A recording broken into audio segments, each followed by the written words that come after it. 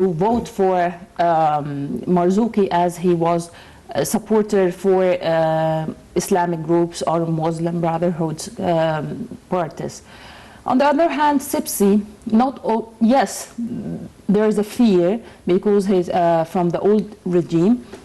That's why he got 55.6% in votes, but he has got a great number of supporters in ruling parties, a great number of parties supporting him in that elections. That parties gave a trust for voters to go and to vote to him instead of others. That's why. But that does not mean that the coming period, we hope that it will pass safely, but we may see some interruptions. Why not to ask, especially the percentage of youth was not that much in participating in elections. That's why I hope that the coming period will pass safely, inshallah. Do you believe that this period starting the election of al-Biji Qa'id al-Sipsi will end the shaky transitional period of Tunisia, or you said it might have some conflicts, some problems facing? So which idea you're supporting? It will be a safe transition period, or there will be problems? Nothing will pass safe because I'm speaking of the presidential elections were fair, were smooth, and everything went as people wanted. Yes, but we should not, or we should regard the number who did not participate. And also we should regard the number, he won by 55.6. So what about the other 44.8% who vote for Marzouki, and the percentage of non-voters? Those must take in consideration that they also seek for their own demands.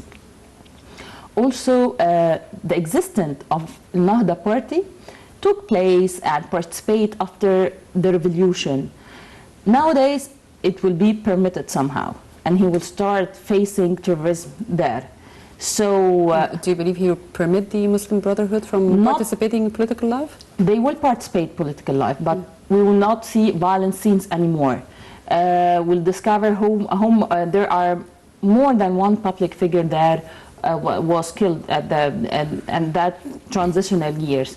So we'll search about who are the killers. Yes, MBs or Muslim Brotherhood will participate in politics, but that does not mean that they will get the right as they had got before. At the same, they also too have got a lot of demands, and those demands must take in consideration. And I think that he will work on how to union people together all over, and he's working on that. Everything, there's a negative and there's a positive thing, and we must take in consideration both in order to move to the other step safely. Okay. Speaking about the challenges facing Tunisia in the coming period, what kind of challenges do you expect, and how it's going to be overcome? First, the relation between the Arab countries. This is very important. In the era of Ben Ali, the use of social media wasn't that permitted that much. For example, YouTube was preventing. They prevent people there to use YouTube. Now they are more open to the Arab world and to all over the world. So the challenges are how to build up relations more and more with Libya at the beginning because of the borders, and then Egypt because, yes, and by the way, Sipsi had a phone call yesterday assuring the importance of the relation between Egypt and Tunisia, as it's very important to work on that cooperation between the two countries because they are similar in a lot of things, so it's very important. Also, the challenges that are facing it is investment. investment. In order to increase the investment and to develop the country, we must seek for political stability. In order to achieve political stability, we should face terrorism. In order also to face terrorism, not only by facing violent scenes, but by facing people who seek for brainwashing people there in order to make division in the street. This, I consider that as a cycle that we move in. So we'll go at the first step in that cycle in order not to brainwash the brain of the people there, in order not to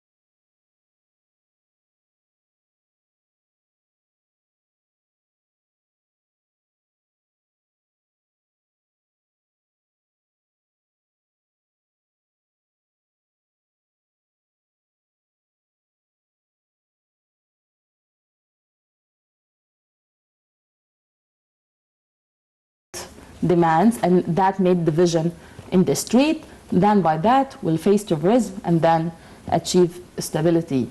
And the investment and the relation between the international countries and the Arab world will take steps later on. What do you expect from the youth in the coming period? What will be their position? Are they going to be away from the political life, or are they going to participate? What do you think? Not that away. They will participate and ask for their right, because the youth of Egypt are very active, because they are the source or who encouraged the whole Arab world to seek for or to make a revolution and to ask for their rights and demands. So they will not be away, but they will participate. And I think, and I know, and we have seen that people what did before and what they did in the 4 transitional years after the revolution. They love their country, they are very loyal, they will participate. But if they see anything that is weird in ruling their country, they will take a step. We must take them in consideration, because they are very aware and they're very active. Well, Dr. Walaa Sherif, Assistant Lecturer of Political Market, thank you for joining us, and welcome to Africa Today. Thank you. Thank you. Well, this brings us to the end of our show. I'm Dina Mamdouh. Please stay tuned.